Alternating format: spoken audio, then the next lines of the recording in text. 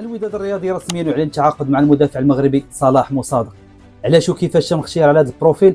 كلها تفاصيل غتشوفوها في هذا الفيديو، لكن قبل عندي واحد الطلب، فضلا وليس امرا انكم تضغطوا على زر الاشتراك في القناه وتخليوا معكم واحد جيم تشجيعا منكم المتابعه في صنع هذا المحتوى الرياضي.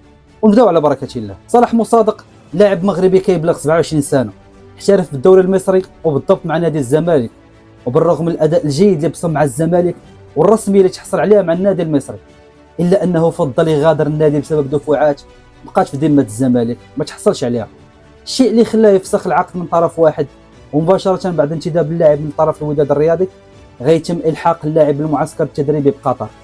وبالرغم من العروض اللي تحصل عليها فضل يختار الوجهه التاليه غتكون هي الوداد الرياضي لاسباب تقنيه من بينها المدرب.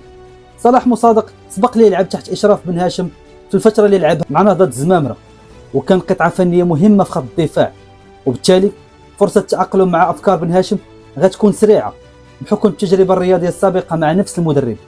صلاح مصادق لاعب دفاع عصري كيلعب بجوج رجلين، كثير من فترات الماتش كيتقدم بالكره، وفكره الرئيسيه لاستخدامه الوداد غتكون التغطيه في الكولوار الايسر لجهه بوشتا في كل حاله تفوق عددي على الخصم.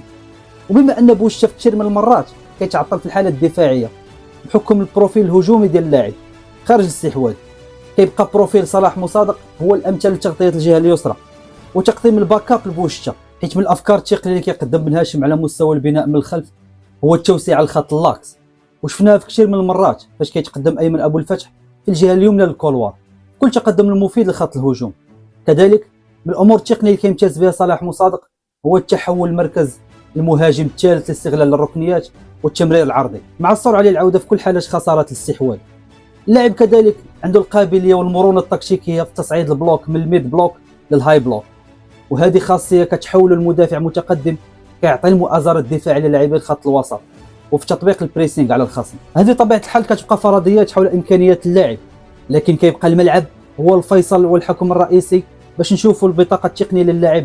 ومن التحديات اللي غيلقى مصادق هو القتال لفرض امكانياته ضد وجود المدافع البرازيلي غويرمي، لكن من جهه فالطاش اللي كيلعب البرازيلي غالبا كتكون باللعب في العمق، والاستثمار في الجهه الكولوار الايسر غيكون فرصه للاعب مصادق للوقوف على مدى جاهزيه اللاعب في التغطيه وتقديم الاضافه للفريق عموما.